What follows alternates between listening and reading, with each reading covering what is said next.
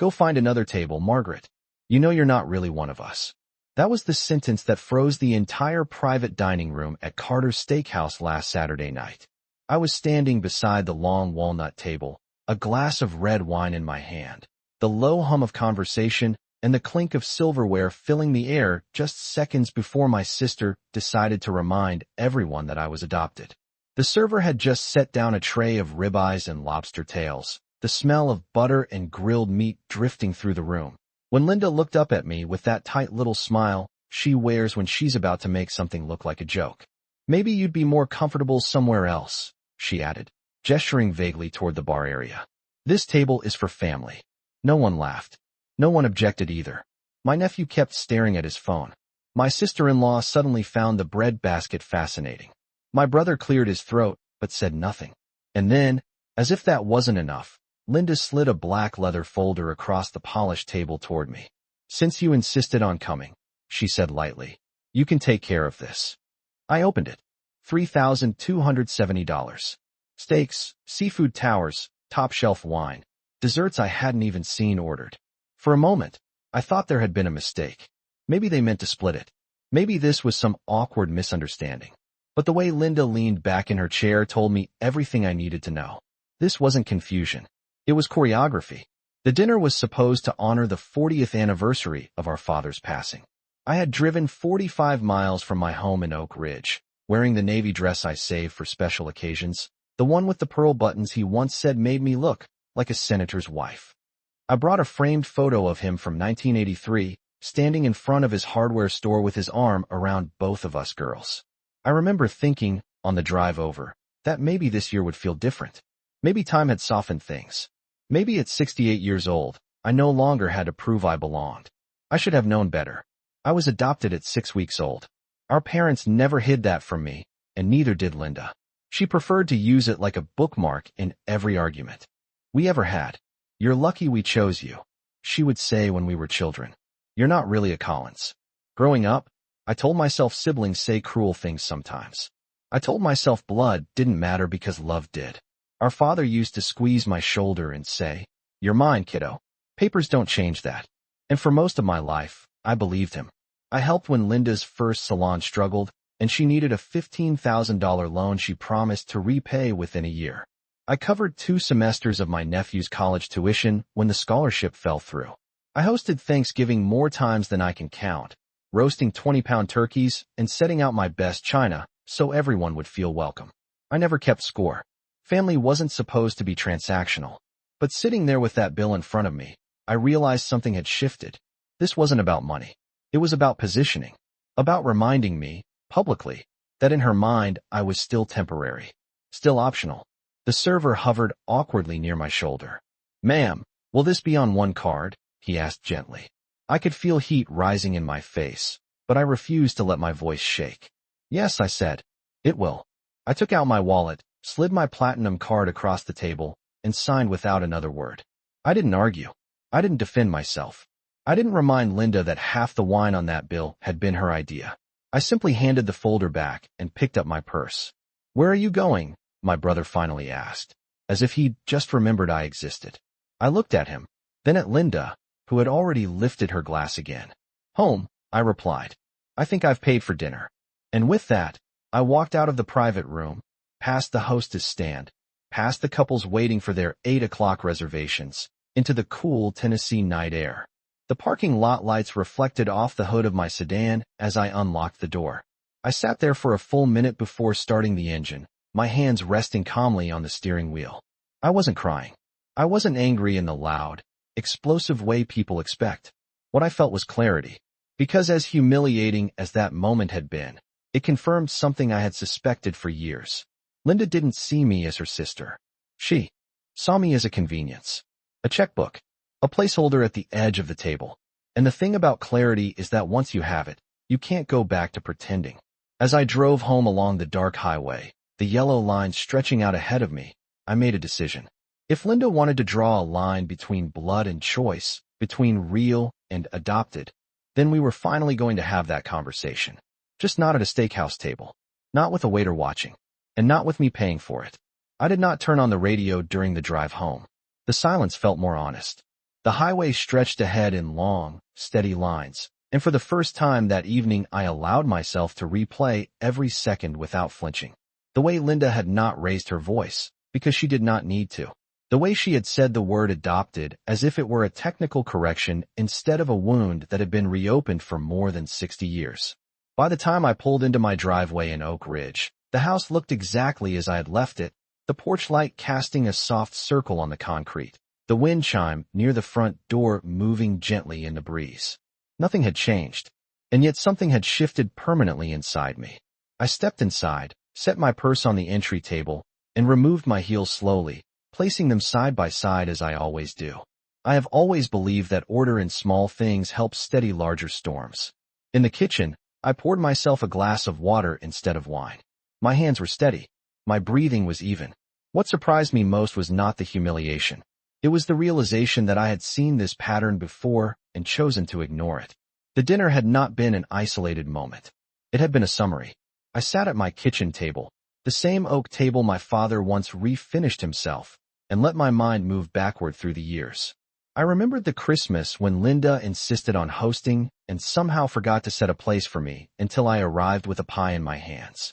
I remembered the family reunion where she introduced me as her sister by paperwork, followed by a laugh that only she found charming. I remembered the countless times I wrote checks quietly to smooth over emergencies that seemed to happen only in her household. When her second business struggled during the recession, she had come to me late one evening, mascara smudged, voice trembling. She had promised she would repay every dollar. I told her not to worry about repayment. I told her that family supports one another. I meant it. But somewhere along the way, support had turned into expectation. And expectation had turned into entitlement. I stood and walked down the hallway to my study. The small room smelled faintly of old paper and cedar from the filing cabinet near the window. Inside the top drawer of my desk sat a folder I had not opened in years. I did not reach for it yet. Instead, I sat in the leather chair and stared at the framed photograph on the bookshelf. It was the same picture I had brought to the restaurant that evening. Father standing proudly in front of his store. Linda on one side, me on the other, his hand resting firmly on my shoulder. He had never treated me as second. Not once. When he drafted his estate plan 10 years before he passed, he asked me to sit with him and his attorney. He said he trusted my judgment. He said responsibility was not about birth certificates, but about character. At the time, I had nodded, uncomfortable with the weight of that trust. I had assumed we would never need to test it. The memory of the black leather check folder sliding across the steakhouse table returned with sharp clarity. $3,270. The number itself was not devastating. I could afford it. That was precisely why Linda had chosen me. She believed I would absorb the insult the way I had absorbed every other one. Quietly, predictably. But something about the public nature of it changed the equation. She had not only assigned me the bill, she had reassigned my place in the family hierarchy. As I sat there in the dim light of my study lamp, I understood that silence can be dignified, but it can also be mistaken for consent. And I had been silent for too long. I rose from the chair and finally opened the top drawer. The folder inside was thick, its edges slightly worn. I placed it on the desk, but did not open it yet. Not because I was unsure, but because I wanted to approach this with the same steadiness I had shown at that restaurant table. This was not about revenge. It was about boundaries. It was about correcting a narrative that had been allowed to grow unchecked for decades. I closed the drawer gently and returned to the kitchen. The house was still quiet. The clock above the stove ticked with steady precision.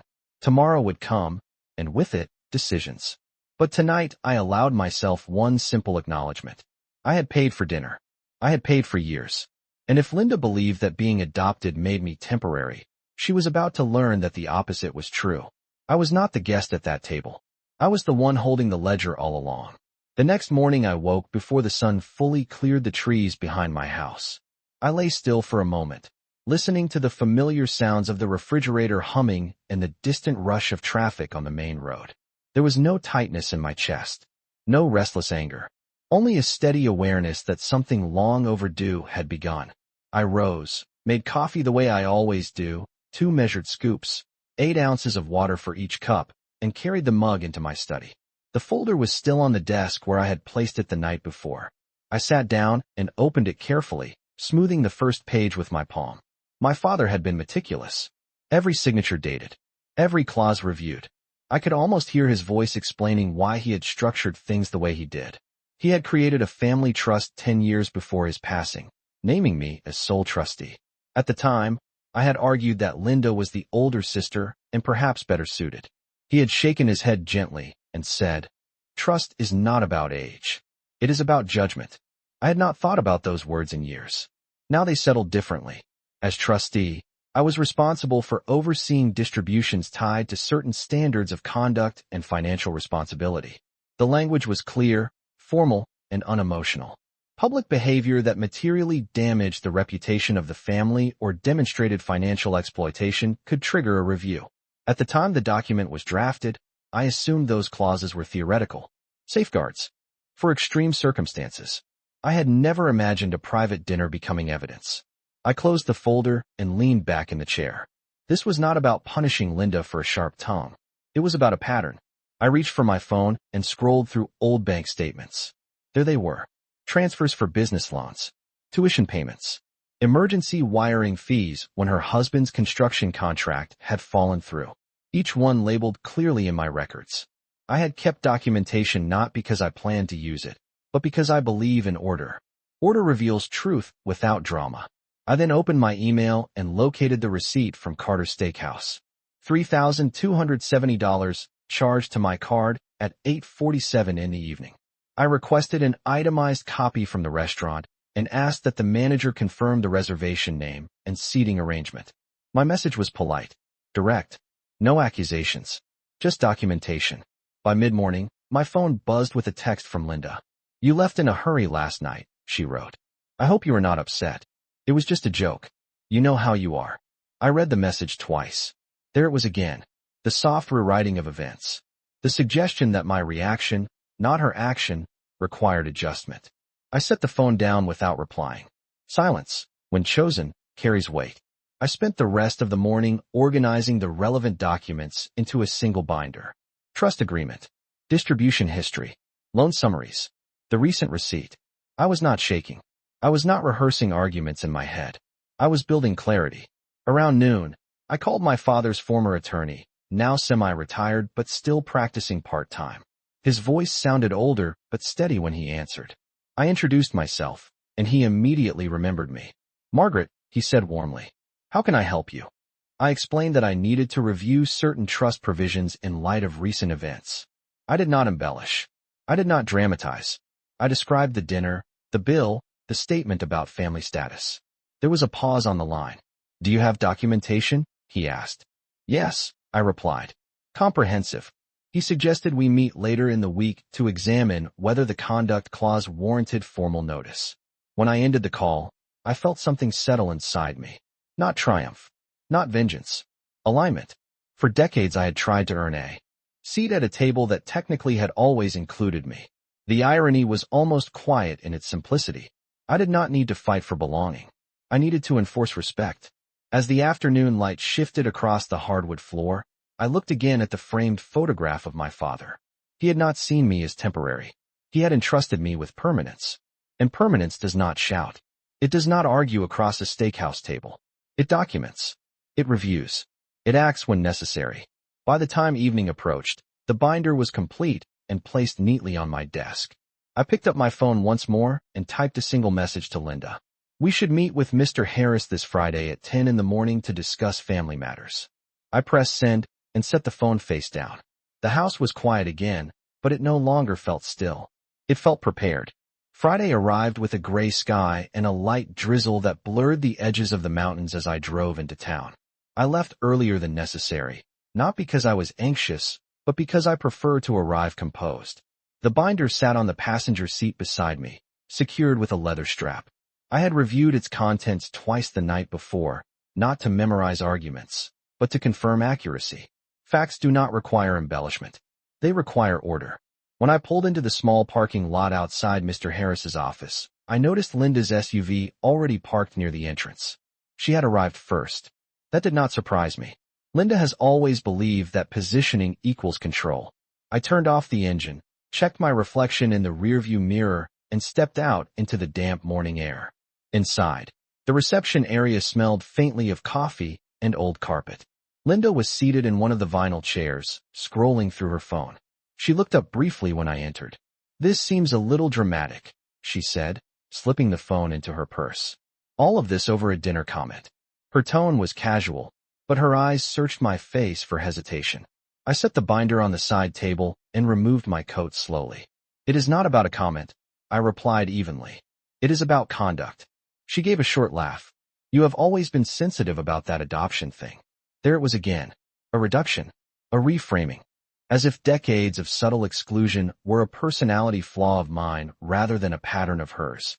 Before I could respond, Mr. Harris opened the door to his office and greeted us both. His hair was thinner than I remembered, but his handshake was steady. We took our seats across from his desk, Linda crossing her legs confidently, me placing the binder in front of me without opening it yet. Mr. Harris began by asking why we had requested the meeting. I spoke first. I described the dinner in precise terms. The statement about finding another table. The assertion that the table was for family. The assignment of the full bill. I did not raise my voice. I did not use adjectives like cruel or humiliating. I simply recounted what had occurred. Linda interrupted twice, insisting it had been a joke. Mr. Harris held up a hand gently and asked her to let me finish. When I was done, I opened the binder and slid the first document forward. The trust agreement. Mr. Harris adjusted his glasses and read the relevant clause aloud. Any beneficiary whose conduct materially harms the cohesion or reputation of the family, or who demonstrates a pattern of financial exploitation, may be subject to review and adjustment of distributions at the discretion of the trustee. The room grew quiet. Linda shifted in her chair. "You are not seriously suggesting that a restaurant bill qualifies as exploitation?" she said. I turned to the next section of the binder and placed several bank statements on the desk. Transfers spanning more than 15 years.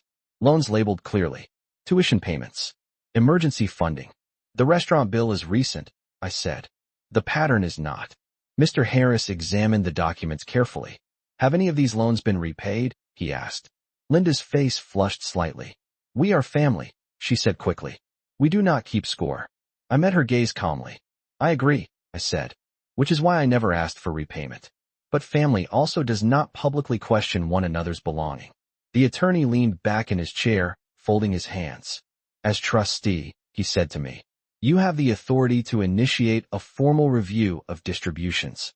That does not mean immediate termination, but it does allow you to impose conditions."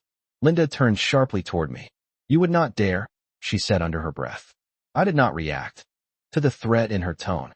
Instead, I closed the binder gently. "This is not about daring," I said. "It is about standards." Outside the office window, the drizzle continued, streaking the glass in thin lines. Inside, the balance of the room had shifted almost imperceptibly. Linda no longer leaned back confidently. She leaned forward, listening. For the first time in many years, she understood that the conversation was no longer happening at her table. It was happening at mine. For a long moment after Mr. Harris finished speaking, no one moved. The soft ticking of the wall clock behind his desk sounded louder than it should have. Linda stared at the stack of documents as if they might rearrange themselves into something less inconvenient. I could see her calculating, measuring how far she could push before something permanent shifted. "You are overreacting," she finally said, her voice lower now, less certain. "This is embarrassing." I folded my hands in my lap. Public embarrassment was not my choice, I replied calmly. Mr. Harris cleared his throat and explained the next steps in practical terms. A formal notice of review would be issued. Distributions from the trust would be paused temporarily while financial history and conduct were evaluated. Conditions for reinstatement could include documented repayment plans for outstanding loans and a written acknowledgement of harmful behavior. The language was neutral, clinical. It did not mention steakhouse tables or pointed remarks. It did not need to. Linda leaned forward, her composure cracking at the edges. "You cannot suspend my distribution," she said quickly. "We rely on that quarterly amount. The spa is still stabilizing." I looked at her evenly. "The trust was not designed to subsidize instability," I said. "It was designed to protect family assets." Mr. Harris nodded slightly. "Margaret is within her authority," he confirmed. "This does not have to be adversarial. It can be corrective." Corrective. I appreciated that word. It implied adjustment rather than destruction. Linda shifted again, her earlier confidence replaced by urgency. This is because of one dinner, she insisted. You are punishing me. I shook my head gently. No, I said. This is because the dinner revealed something I can no longer ignore. Silence followed. Not hostile, just heavy with recognition. Mr. Harris began drafting the preliminary notice while we sat there. The scratch of his pen against paper felt steady, deliberate. Linda avoided looking at me. I did not press the moment. I did not lecture. There was no satisfaction in watching her discomfort. What I felt instead was alignment, as though a long misaligned frame had finally been squared. When the documents were complete, Mr. Harris slid a copy toward each of us.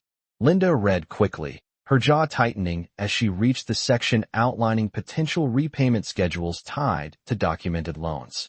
You kept all of this, she murmured. It was not a question. Yes, I answered simply. She looked up then, meeting my eyes fully for the first time that morning. There was no humor in her expression now, only realization. The narrative she had relied on for years, that I would absorb, accommodate, and smooth over, had quietly expired.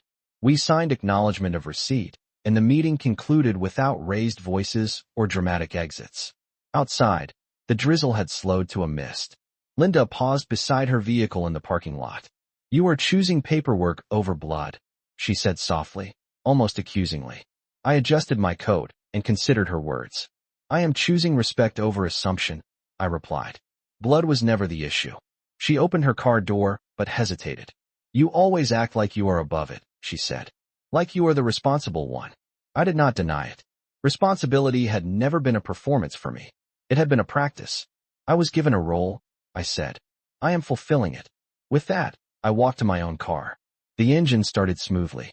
As I drove away, I did not look in the rearview mirror. There was nothing behind me that required inspection. The road ahead was clear. The trust review would take several weeks. Documentation would be verified. Repayment plans would be proposed. Conditions would be outlined. It would all unfold through measured steps, not dramatic confrontations. And that was precisely the point. Power, when exercised correctly, does not shout. It adjusts terms. By the time I reached home, the sky had begun to brighten slightly, the clouds thinning just enough to let through pale light. I carried the binder back into my study and placed it on the desk, no longer as a shield, but as a record. I did not feel triumphant. I felt settled. For years I had tried to earn my place by giving more, absorbing more, excusing more. That strategy had not brought harmony. It had bred expectation. Now the expectations were being rewritten. Not through anger, not through humiliation, but through structure. And structure, unlike approval, does not waver. The formal notice was delivered the following Monday by certified mail. I received confirmation from Mr. Harris's office before noon, along with a scanned copy for my records. The language was precise and restrained, outlining the temporary suspension of discretionary distributions pending review of financial conduct and documented obligations. I read the document once more at my kitchen table, sunlight cutting across the wood surface in clean, steady lines. There was no tremor in my hands. Only a quiet understanding that processes, once set in motion, do not pause for discomfort. By late afternoon, my phone began to vibrate. First a missed call from Linda, then another, then a text message that read, "This is unnecessary. We can talk like adults." I let the phone sit face down on the counter while I finished preparing dinner. I chopped vegetables, measured rice, set one plate at the table. Routine anchors perspective. When I finally checked the screen, there were 3 more messages. The tone had shifted from irritation to urgency. You are jeopardizing my business. The staff depends on me. Father would never approve of this. That last one lingered. Father would never approve. I considered the statement carefully. My father had approved of accountability. He had approved of stewardship. He had approved of fairness. He had not approved of entitlement disguised as humor. I replied only once. We are following the trust guidelines. No accusation. No explanation beyond that. Within an hour, my brother called. His voice carried the cautious neutrality of someone attempting to remain uninvolved. Margaret, he began, Linda says this is getting out of hand. I leaned against the kitchen counter and listened. He spoke about stress, about optics, about keeping matters private. I let him finish before responding. It is private, I said evenly. It is being handled through the structure Father created. There was a pause. She did not mean to hurt you, he added. I closed my eyes briefly, not in frustration, but in recognition of a familiar pattern. Intent has often been used as a shield in our family.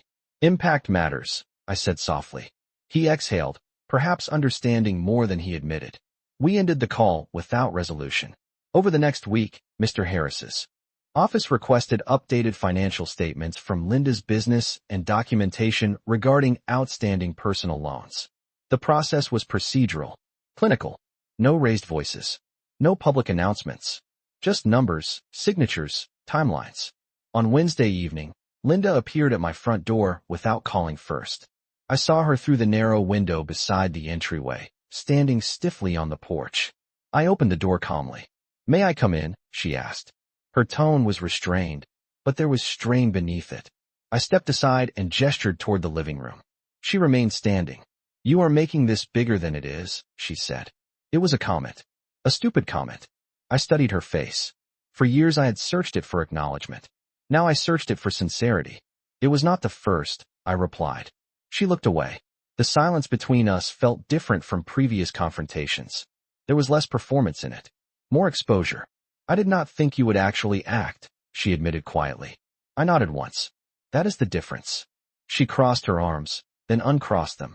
"If distributions are paused, I will have to restructure payroll," she said. "This affects other people." I did not dismiss that reality.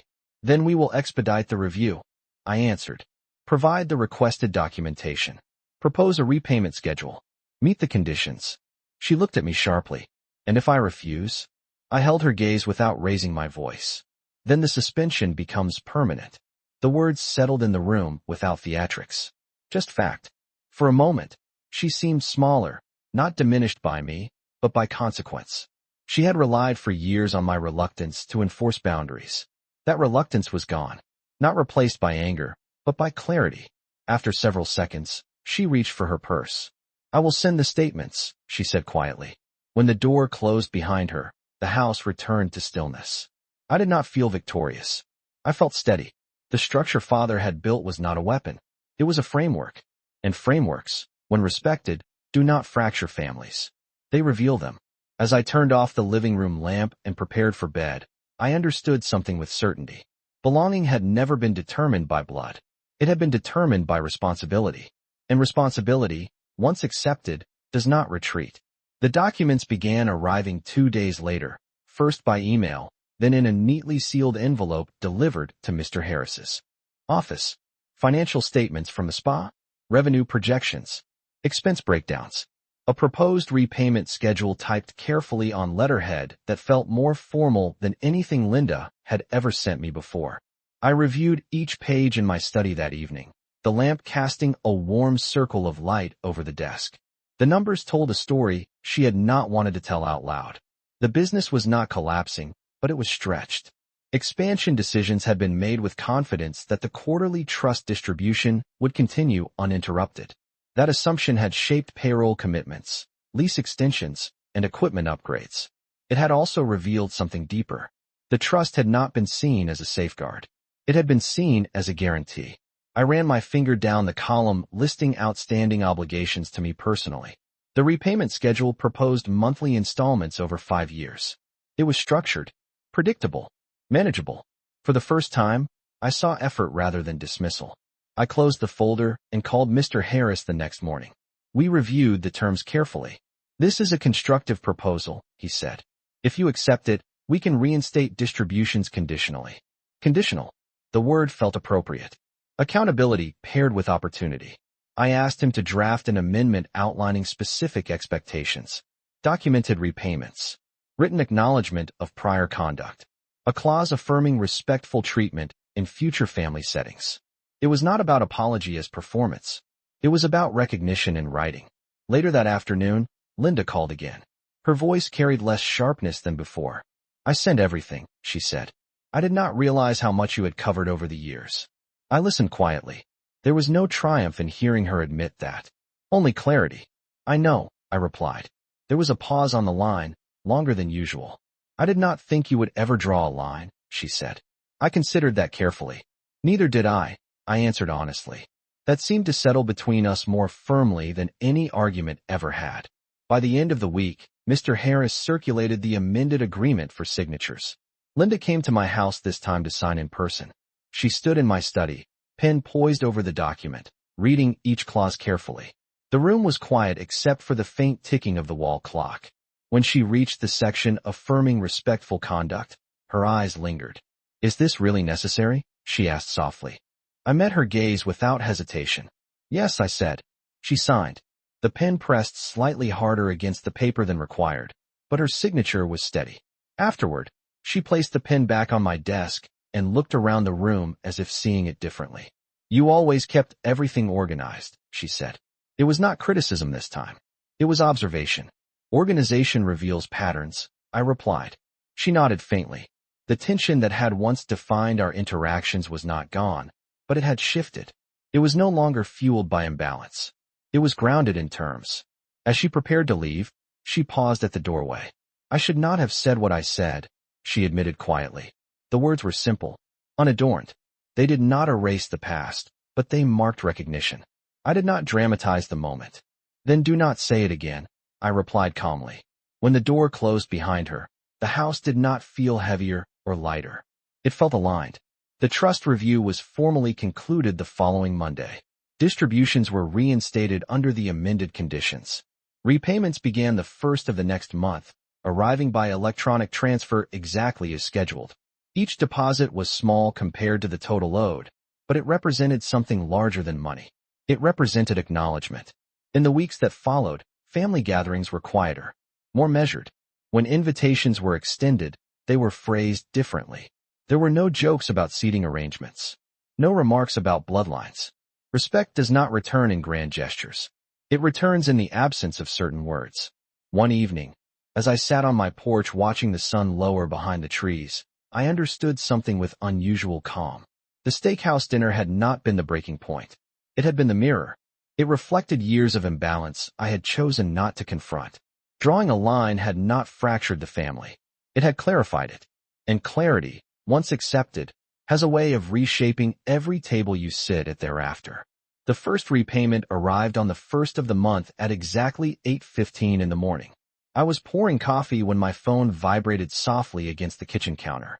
The notification displayed a direct transfer from Linda Harper, labeled according to the schedule outlined in the amended agreement. I did not smile. I did not feel vindicated. I simply acknowledged it and recorded the payment in the ledger I had maintained for years. Documentation is not about suspicion. It is about continuity. Over the next several weeks, the rhythm settled into something almost ordinary. Transfers arrived on time. Quarterly distributions resumed under the stated conditions. Communication between us shifted in tone, subtle but measurable. Invitations to family gatherings were no longer delivered through assumptions or passing remarks. They arrived in clear messages, phrased respectfully, with dates and times included as though details mattered now. In late October, Linda invited me to dinner at her home. The message was brief.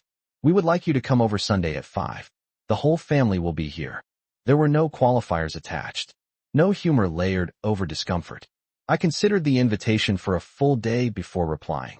When I finally wrote back, I simply said, "I will be there." Sunday evening arrived cool and clear. I drove the same 45 miles, noticing the trees beginning to turn shades of amber and rust along the highway. The air felt lighter than it had months earlier, though nothing about the road itself had changed. When I pulled into Linda's driveway, I paused for a moment before stepping out of the car. Not because I was unsure, but because I recognized that returning carried its own kind of strength. Inside, the house smelled of roasted chicken and rosemary. The dining table was set carefully, each place arranged with deliberate symmetry. This time, there was a chair waiting for me without hesitation. My name was not written on a card, but my place was unmistakable. Linda met me at the door. Her expression was controlled but not defensive. "Thank you for coming," she said. I nodded once. "Thank you for inviting me." We walked into the dining room together. My brother greeted me with a measured warmth that felt more conscious than automatic. My nephew stood and hugged me briefly, his gesture genuine and uncomplicated. The conversation at the table moved carefully at first. Topics stayed neutral. Weather, work, school schedules. But as the evening progressed, the air shifted from cautious to steady. At one point, Linda poured wine into my glass and met my eyes. There was no smirk, no commentary, just acknowledgement. I did not reference the past. I did not remind anyone of documents or clauses. Enforcement had already done its work. Structure had created space where imbalance once stood. Midway through dinner, my brother mentioned father's old hardware store and how much he missed the simplicity of those days. Linda looked at me then and said quietly, "He trusted you with a lot." It was not resentment. It was recognition. He trusted all of us. I replied evenly. In different ways. The conversation continued without tension. No one joked about bloodlines. No one questioned belonging. Respect does not arrive loudly. It arrives in the absence of certain phrases. When dessert was served, Linda rose and began clearing plates. I stood as well. She hesitated for a moment, then handed me a dish towel. We worked side by side in the kitchen, movements coordinated, unspoken. After the last plate was rinsed and placed in the dishwasher, she leaned against the counter. "I underestimated you," she said quietly. I dried my hands and folded the towel carefully before setting it down. "No," I replied. "You misunderstood me." She absorbed that without argument. Later, as I prepared to leave, she walked me to the door. The porch light cast a soft glow over the steps. "Next month is the holiday dinner," she said. "I would like you to sit at the head of the table." The offer was simple, direct. I considered it briefly. "We will all sit together," I answered. I did not need the head of the table to confirm my place anymore.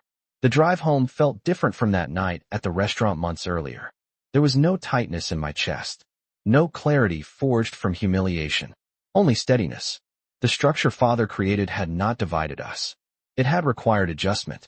And adjustment, when accepted, strengthens what remains. As I turned into my driveway and switched off the engine, I realized something with quiet certainty. Belonging is not granted by invitation. It is reinforced by boundaries. And once boundaries are honored, the table becomes wide enough for everyone who understands respect. The holiday dinner arrived quietly in early December, the air sharp and cold as I stepped out of my car with a tin of pecan pie balanced carefully in my hands. The sky was already dark at 5:30 in the evening, the porch lights along Linda's street glowing warm against the winter dusk. I paused at the edge of the driveway for just a second, not because I felt unwelcome, but because I understood how different. This moment was from the one months ago when I had walked into a private dining room only to be reminded that I did not belong. This time, there was no uncertainty. When the front door opened, laughter drifted out into the cold air. My nephew saw me first. "Aunt Margaret is here," he called into the house, his voice bright and uncomplicated. I stepped inside, brushing the chill from my coat, and handed the pie to Linda without ceremony. "Smells wonderful," she said sincerely, placing it on the counter. There was no performance in her tone. The dining table was set for 8, each plate arranged with care, candles burning steadily at the center. I noticed something small but deliberate. The seating was balanced. No one at the head. No hierarchy implied. Just a circle of chairs around a rectangular table, as though the geometry itself had been reconsidered. We took our seats without discussion. Conversation flowed more easily than it had at the previous gathering. Stories about school projects. Updates about the spa's holiday promotions. My brother describing the repairs he had finally completed on his back porch. At one point, Linda reached for the wine bottle and filled my glass before her own. It was a small gesture, but it carried weight. I did not comment on it. Respect is strongest when it does not require acknowledgement. Halfway through dinner, my nephew asked about father's hardware store again. Did he really know every customer by name? He asked. I smiled. He tried to, I replied. He believed people should feel seen when they walk into a room. The words lingered at the table. Seen. Not tolerated. Not accommodated. Seen. I felt the quiet understanding move through the space without anyone having to articulate it. After the meal, as plates were cleared and coffee brewed, Linda turned to me. I have been thinking about what you said, she began carefully. About respect. The room grew quieter, not tense, but attentive. I confused familiarity with permission, she continued. I thought because we were family, words did not matter. I listened without interruption. They do, I said simply. There was no lecture attached to it. Just truth. She nodded once. I am still learning that. That admission did not erase the past, but it confirmed progress. Growth rarely arrives dramatically. It arrives in incremental adjustments. Later, when most of the dishes had been washed and stacked, I stepped out onto the back porch for a breath of cool air. The yard was dusted lightly with frost, the moon hanging low and bright above the tree line. I could hear laughter inside, muted through the glass doors. It did not feel distant. It felt shared. My phone vibrated softly in my coat pocket. A scheduled transfer notification. Another repayment installment, right on time. I glanced at the amount and slipped the phone back into my pocket. Money had once symbolized imbalance between us. Now it symbolized accountability. The structure had not destroyed connection. It had stabilized it. When I returned inside, Linda was setting aside 2 chairs to make space for a small folding table so everyone could gather closer for dessert. "Come sit here," she said, patting the space beside her. I did. No hesitation. No commentary. Just movement into place. As coffee cups warmed our hands and pie was sliced into even portions, I realized something with quiet clarity. Belonging does not require loud declarations. It requires consistency, boundaries honored, words chosen carefully, actions aligned with intention. Months ago, I walked out of a restaurant having paid for a meal that symbolized years of silent imbalance. Tonight, I sat at a table where no one questioned my seat. The difference was not volume. It was alignment. When the evening ended and coats were gathered, Linda walked me to the door once more. "Drive safely," she said. "We will see you next Sunday." There was no hesitation in the invitation. As I stepped into the crisp night air, I understood that drawing a line had not cost me family. It had clarified it. And clarity, once embraced, makes every table steadier than before.